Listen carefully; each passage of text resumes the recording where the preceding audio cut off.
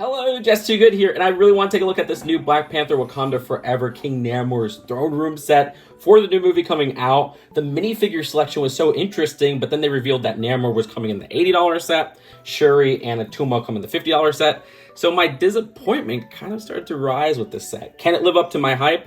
$435 and 355 pieces and 3 minifigures? Oh, let's see. This sub-theme introduces King Namor to the world of LEGO Marvel, which is very exciting. People have wanted the comic character for years, so it's really cool to see him in the MCU. This design, people say, is more accurate to the comic version as compared to the movie version, just based on the trailers, where the movie version has a lot more facial hair, and there's also some piercings that are missing here. We do get some side ear printing, though, which I like the 2 colors there, especially the aqua at the top. There's a lot of nice aqua coloring on this figure in general. Really love the leg printing, which you can see nice shine with the gold underneath the aqua. But more importantly, that continues to the side with just some printing all the way at the top there and then printing at the bottom. That's lovely and just fantastic detailing. This is also present on the other side as well, which looks freaking awesome.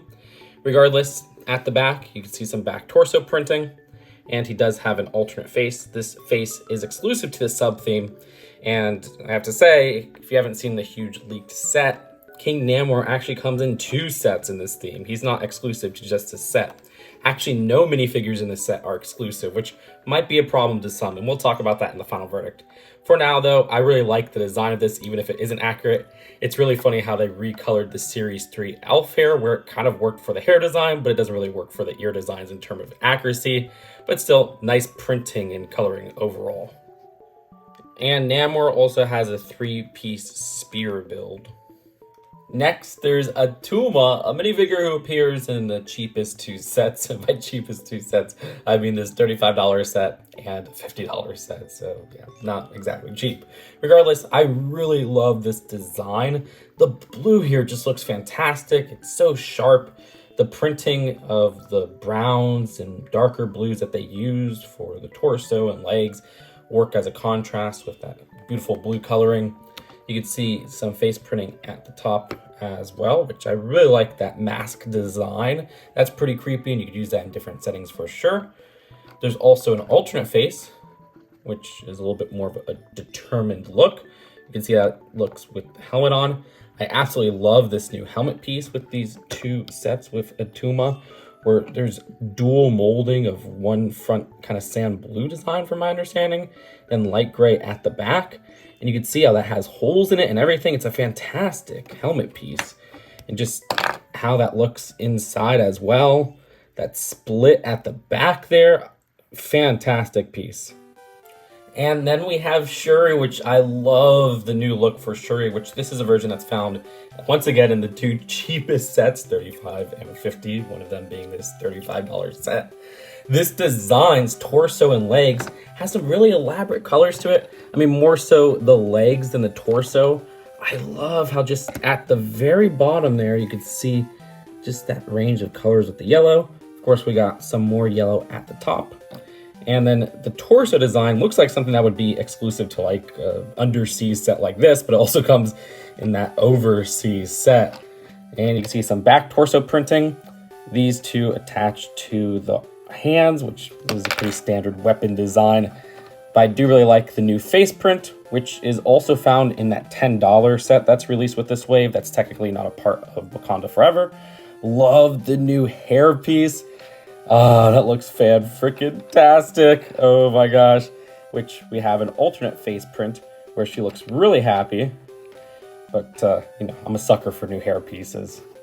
With the forgettable sub being the other build of the set, let's start with the namesake throne. This design has a really awesome jaw design in the middle there. Really like how cool that looks. It just makes King Namor look more threatening.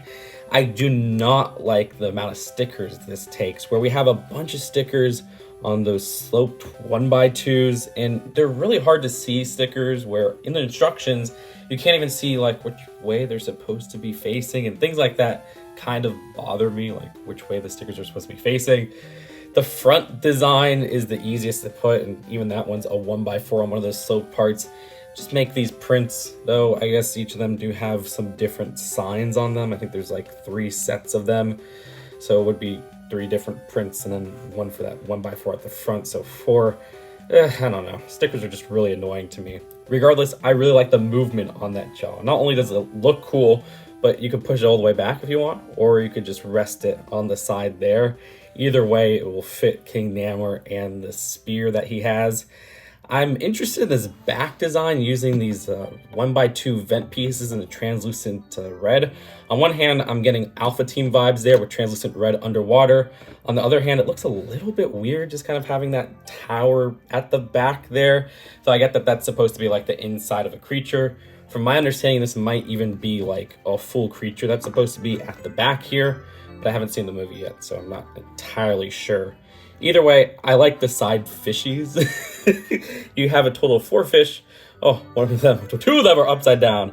They're a little bit annoying to have them stick on because they're on those cone pieces, which are pretty easy to knock over.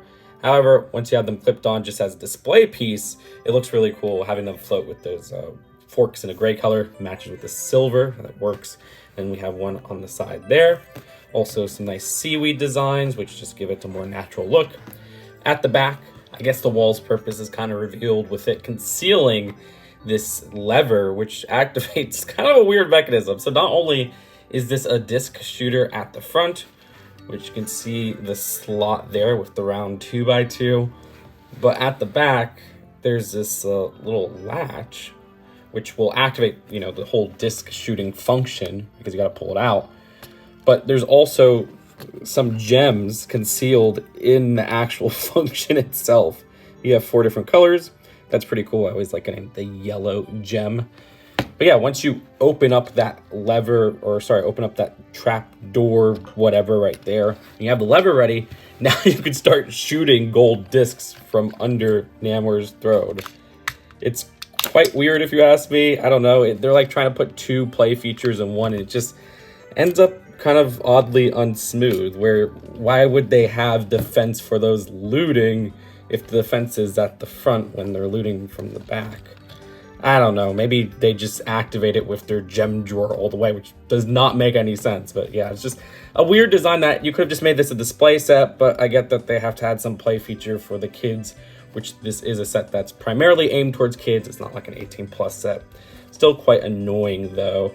Regardless, I think the front look of this isn't too compromised by that play feature. Again, the wall at the back looks a little bit weird, but I love this jaw design here. And let's move on to the submarine. I don't know, it's a weird underwater vehicle. Whatever the heck vehicle it is, I don't know. Water scooter. This design is interesting. I wouldn't say horrible, but you have Shuri laying down like this, connected to one of those friends dividers. It just seems very limited if you think about it in like universe logic. I guess this has to be like the best screen of all of your surroundings, because you can only look from the side to side. Like if I had Shuri's face laying frontward, then she can only look at this screen right here, and it's such a cramped design. This isn't like a submarine or anything, so I feel like if you get attacked from the front, you're kind of screwed. I don't know though. There's some unnecessary stickers with one at the front right here. Come on, all junior sets have like printed 1x2 double cheese slopes. You can do it, Lego. Another sticker there. And then, again, just fitting Shuri in there. You don't always have to remove these side panels, but I do like how they're all just clipped on, so that it's pretty easy to open this up. And I really do like this small panel piece right here, which you get 3 of in this set. Regardless, another sticker at the top there, and then another sticker at the back. The translucent light blue designs are actually kind of cool, lining throughout this vehicle. You have kind of an exhaust design right there, or whatever would be underwater. And then also you do have a weapons defense at the side with this stud launcher. Push down on here, and the stud goes flying. Same with one on this side, which for some reason keeps falling off. It's just not really that secure of a connection, kind of like those cones holding the fish on the throne build. Regardless, push down and it'll fly forward. I think that's it for the builds of this set. Let's take a look at the packaging and then the final verdict.